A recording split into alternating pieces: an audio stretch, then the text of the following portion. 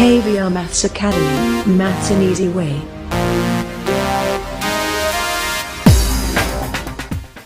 Welcome to KVR maths academy. ఈ వీడియోలో మనం 5th class maths magic maths work book semester 2లో జామితిలో 1, 2, 3 వర్క్ షీట్స్ కంప్లీట్ చేద్దాం. రైట్, ఇటువంటి మరిన్ని వీడియోల కోసం నా ఛానల్ అయితే సబ్స్క్రైబ్ చేసుకోవడం మర్చిపోద్దు friends. Thank you. Let's go through this. జామితి వర్క్ షీట్ 1 సబ్ టాపిక్ వచ్చి పాయింట్ ఆఫ్ లైన్ సెగ్మెంట్, బిందువు మరియు రేఖాఖండం. Answer the following questions. కింది ప్రశ్నలకు సమాధానం రాయండి. ఈ వర్క్ షీట్లో టోటల్గా 4 ప్రాబ్లమ్స్ ఇచ్చేయడమ్మా. 1 by 1 డిస్కస్ చేద్దాం. రైట్, చూడండి. First question, note down some points and name them. కొన్ని బిందువులు గుర్తించి వాటికి పేర్లు పెట్టండి. కొన్ని బిందువులు గుర్తించి వాటికి పేర్లు పెట్టమన్నాడు. చూడండి, suppose A, B, C, X, Y, Z. ఒక 6 పాయింట్స్, 6 బిందువులను గుర్తించాను. 6 పాయింట్స్కి నేమ్స్ పెట్టాను అనమాట. A B C XYZ. ఎందుకంటే పాయింట్స్ని ఎప్పుడు కూడా క్యాపిటల్ లెటర్స్తో డినోట్ చేయాలి కదమ్మా. Yes. Next second question, note down some points and draw line segments as many as possible and name them. 4 బిందువులను గుర్తించండి. బిందువులను కలిపి సాధ్యమైనన్ని రేఖాఖండాలను గీచి వాటికి పేర్లు పెట్టండి. అంటే 4 పాయింట్స్ గుర్తించమంటున్నాడు కదా. సపోజ్ ఇక్కడ 1, 2, 3, 4 ఏ, బి, సి, డి అనే 4 పాయింట్స్ పెట్టాను నేను. సో వాటిని ఏం చేయమన్నాడు? జాయిన్ చేయమన్నాడు. రేఖాఖండాలు గీయమన్నాడు కదా. ఎస్, చూడండి, జాయిన్ చేశాను. ఏసీ జాయిన్ చేశాను, ఏబి, బిడి, సిడి. అదేవిధంగా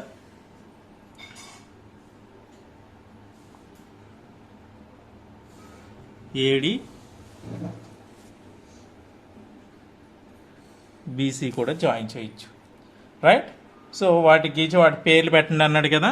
చూడండి, రేఖాఖండం AB, AC, BD, next CD.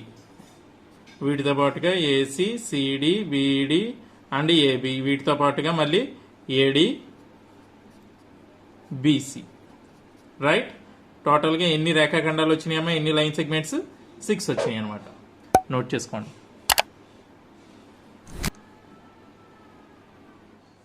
Third question, the number of points are required to determine a line segment are. ఒక రేఖాఖండాన్ని గీయాలంటే ఎన్ని బిందువులు కావాలి? ఒక రేఖాఖండాన్ని గీయాలంటే చూడండి, ఒకటి ఇనీషియల్ పాయింట్ ఉండాలి, 2 ఎండ్ పాయింట్ ఉండాలి. ఇనీషియల్ పాయింట్ ఆది బిందువు, ఎండ్ పాయింట్ తుది బిందువు. ఈ 2 బిందువులు ఉండాలన్నమాట. ఏంటి? ఒక రేఖాఖండాన్ని గీయాలంటే. మరి రేఖాఖండాన్ని ఈ 2 బిందువుల ఆధారంగా గీసేయచ్చు మనం.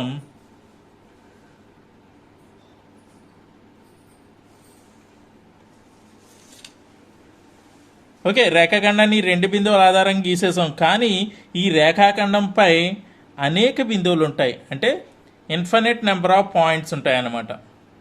అనంతమైన బిందువులు ఉంటాయి. ఇది స్టార్టింగ్ పాయింట్, ఇనీషియల్ పాయింట్ ఏ ఆది బిందువు, ఫైనల్ పాయింట్ బి తుది బిందువు ఉంటాయి. దీనిపై మాత్రం అనంతమైన బిందువులు, ఇన్ఫినిట్ నెంబర్ ఆఫ్ పాయింట్స్ ఉంటాయి అన్నమాట. రైట్,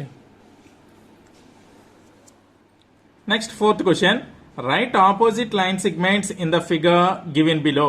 ఈ క్రింది పటంలోని ఎదురెదురు రేఖాఖండాలను రాయండి అన్నాడు. చూడండి, ఏబిసిడి అనేది ఇది ఒక దీర్ఘచతురస్రం అమ్మా. దీర్ఘచతురస్రం 4 రేఖాఖండాలతో ఏర్పడింది కదా. ఎదురెదురు రేఖాఖండాలు ఆపోజిట్ లైన్ సెగ్మెంట్స్ రాయమంటున్నాడు అనమాట. సో చూడండి, ఇక్కడ ఏబి లైన్ సెగ్మెంట్, ఏబికి ఆపోజిట్ లైన్ సెగ్మెంట్ సిడి, అలాగే ఏడికి ఆపోజిట్ లైన్ సెగ్మెంట్ బీసీ అనమాట. రైట్, చూడండి, సింపుల్గా ఏం రాసేయచ్చు మనం? ఏబికి ఏంటి opposite line segment? CD. Right, అలాగే బీసీకి ఆపోజిట్ లైన్ సెగ్మెంట్ ఏంటమ్మా? AD. Right. Geometry worksheet 2 subtopic వచ్చి రే అండ్ స్ట్రైట్ లైన్.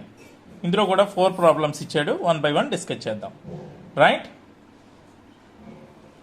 చూడండి first question, draw OA ray, OB ray, OC ray and OD ray with the help of a ruler.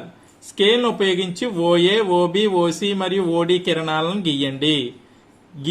గీసిన తర్వాత ఇక్కడ AB questions ఇచ్చాడు. Which is the initial point of OB, OB కిరణం యొక్క తొలి బిందువు ఏది. B, which is the initial point of OD, OD కిరణం యొక్క తొలి బిందువు ఏది. చూడండి ముందు ఏమి చెప్పాడు, OA rays, OA, OB, OC, OD with the help of the roller, scale సహాయంతో గీసేమన్నాడు కదా, గీసేద్దాం ముందు. చూడండి ఈ విధంగా OA ray, first OA ray draw చేస్తున్నాను నేను. చూడమ్మా ఓఏ దీని మీద ఉంది. నెక్స్ట్ ఓసి రే కూడా డ్రా చేసేస్తున్నాను, నేను అలా ఉంది కాబట్టి ఓసి రే.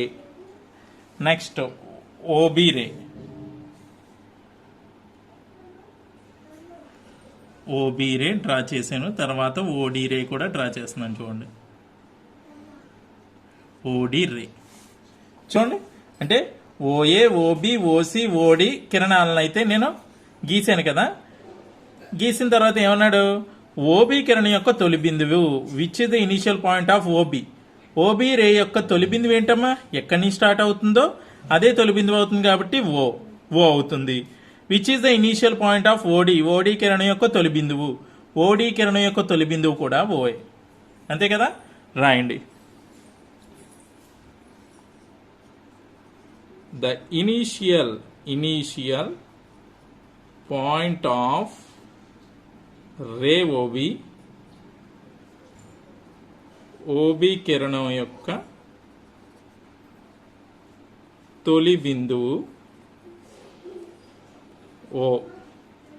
రైట్. నెక్స్ట్ అలాగే the initial point of O D ray, O D కిరణం యొక్క తొలి బిందువు is also equal to O అనమాట. ఏమర్థమైందా, నోట్ చేసుకోండి.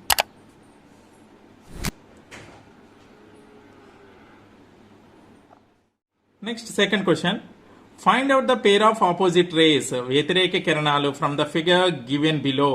క్రింది ఇచ్చిన పాఠంలో పరస్పరం వ్యతిరేక దిశలో ఉన్న కిరణాలు రాయండి అన్నాడు. చూడండి 2 అయితే లైన్స్ ఇచ్చాడు, 2 సరళ రేఖలు ఇచ్చాడు కదమ్మా. చూడండి ఎస్క్యూ అనేది ఒక లైను, పీటీ అనేది ఇంకొక లైను. ఎక్కడ ఇంటర్సెక్ట్ అయినాయి, ఓ అనే పాయింట్ దగ్గర ఇంటర్సెక్ట్ అయినాయి.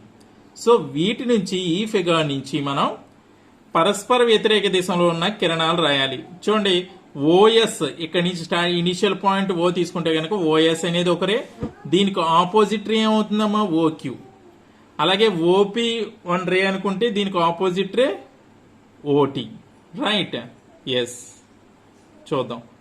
ఓఎస్ కి ఆపోజిట్ రే, పరస్పర వ్యతిరేక దిశలో ఉన్న కిరణం ఓక్యూ. రైట్. ఓపికి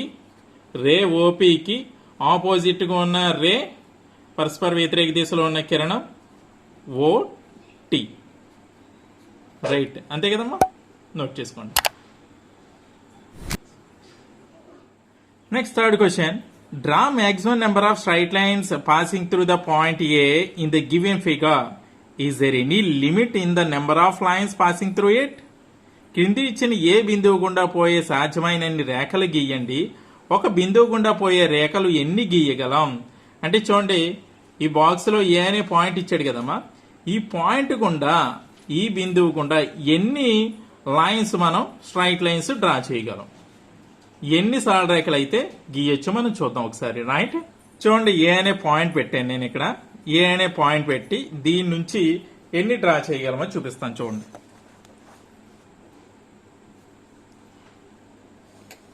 1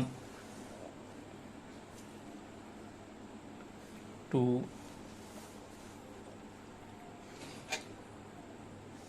3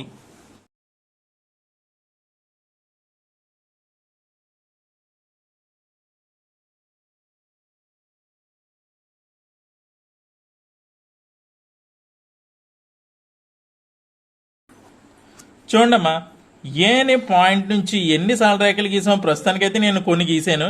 ఇంకా చాలా నెంబర్ ఆఫ్ సాలరేఖలు మనం చాలా ఎక్కువ అనంతమైన సాలరేఖలు గీయొచ్చు అనమాట.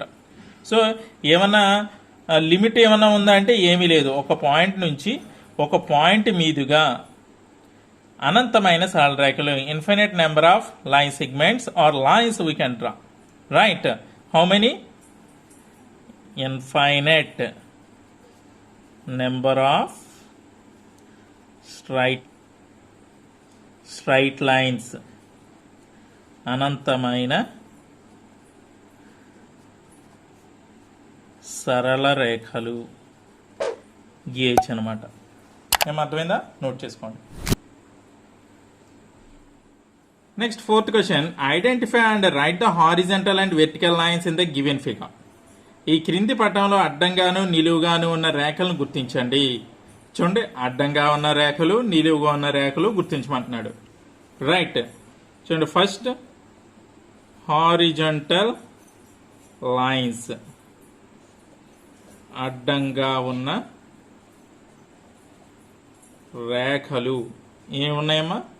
చూడండి, అడ్డంగా ఏబి మరియు డిసి, ఏబి మరియు డిసి. నెక్స్ట్ అదేవిధంగా vertical lines,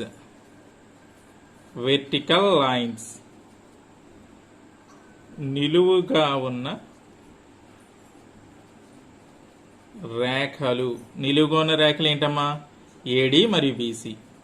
AD, line AD, line BC. ఏమా చూడండి, అడ్డంగా ఉన్నాయి ఇలాగా, ఈ నిలువుగా ఉన్నాయి రేఖలు, అయ్యే రాసాం అనమాట. అర్థమైందమ్మా? నోట్ చేసుకోండి.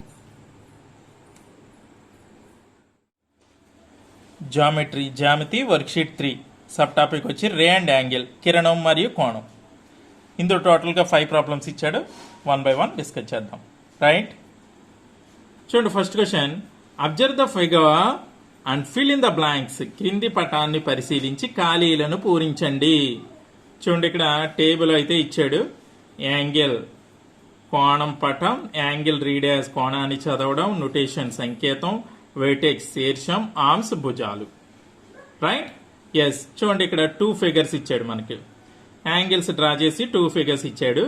దీన్ని ఎలా చదవాలి, దీని సంకేతం ఏమిటి, వెర్టెక్స్ శీర్షం ఏమిటి, ఆర్మ్స్ భుజాలు ఏమిటి రాయాలి మనం. రైట్? చూడండి, ఇక్కడ మనం ఇది యాంగిల్ అనేది ఇక్కడ ఉంటుంది కదా, యాంగిల్ కోణం పటం అనేది యాంగిల్ ఇక్కడ ఉంటుంది కదా. దీన్ని ఏ విధంగా చదువుతాం?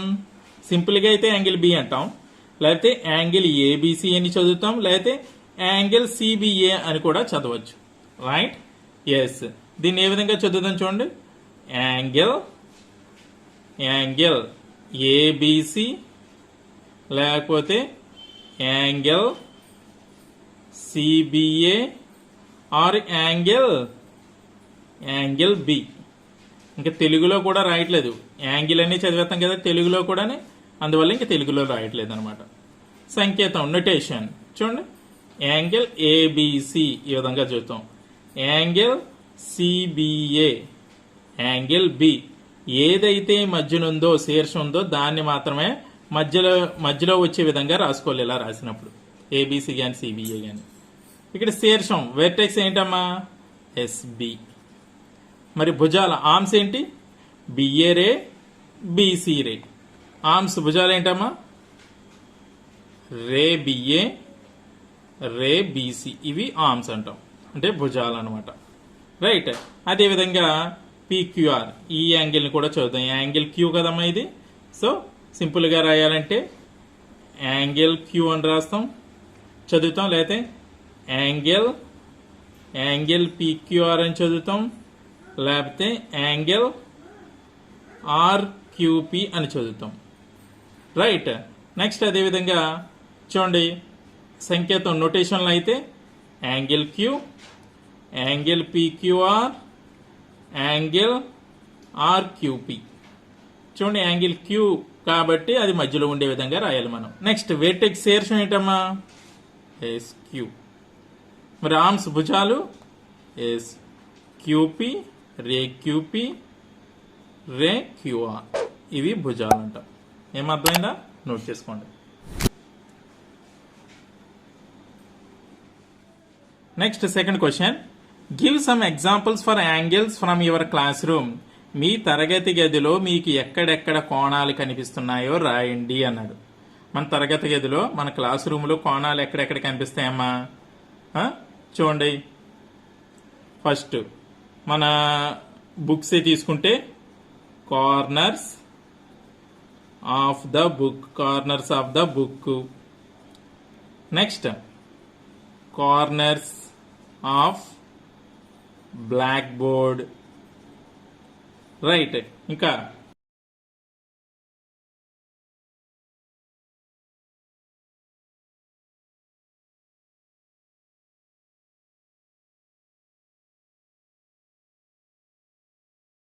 కార్నర్స్ ఆఫ్ ద వాల్ రాయొచ్చు. ఇంకా next corners of the window grills, ఇంకా సిజర్స్ రాయొచ్చు. ఇంకా చాలా ఎక్సెట్రా చాలా వస్తాయి. వీటి తెలుగులో రాస్తే కనుక ఎస్ పుస్తకం మూలలు,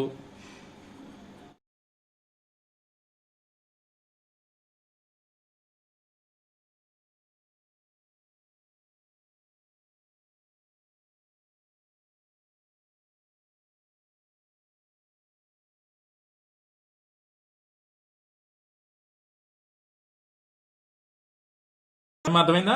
నోట్ చేసుకోండి. Next third question, draw A diagram of clock with an angle between the hands as 90 degrees. గడియారంలో ముళ్ళ మధ్య 90 డిగ్రీలు కోణం ఉండినట్లు గడియారం బొమ్మను గీయండి అన్నాడు. గడియారంలో ముళ్ళ మధ్య కోణం 90 డిగ్రీలు ఉండాలంట. అటువంటి గడియారం బొమ్మను గీయమన్నాడు. రైట్, గీసి చూపించాను. చూడమ్మా డ్రా చేసాను నేను. రెండు ముళ్ళ మధ్య కోణం 90 degrees ఉండేటట్లు ఒక డయాగ్రామ్ అయితే డ్రా చేశాను, క్లాక్ డయాగ్రాము. చూడండి 9 ఎగ్జాక్ట్గా 9 అన్నప్పుడు రెండు ముళ్ళ మధ్య కోణం 90 degrees ఉంటుంది అనమాట. ఆ విధంగా డ్రా చేశాను. రైట్, మీరు కూడా నీట్గా డ్రా చేయండి. Next fourth question, give some examples in your classroom for right angle. మీ తరగతి గదిలో ఎక్కడెక్కడ లంబ కోణాలు కనిపిస్తున్నాయో రాయండి అన్నాడు. సో ఇందాక మనం ఆల్రెడీ కొన్ని కోణాలు రాసాం కదా, యాంగిల్స్. సేమ్ అదే విధంగా ఇవి కూడా రాద్దాం. చూడండి, ఎస్ చూడండి, corners of the black board,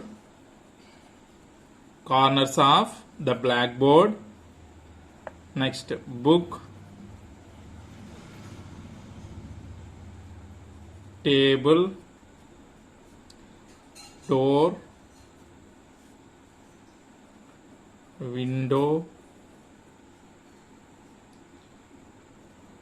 window grills,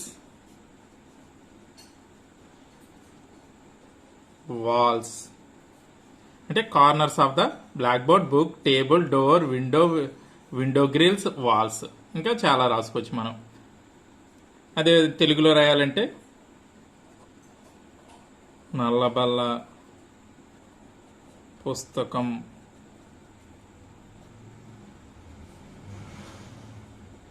table, తలుపు, కిటికీ, ఓచలు, గోడల మూలలు అన్నమాట. ఇవన్నిటి యొక్క మూలలు.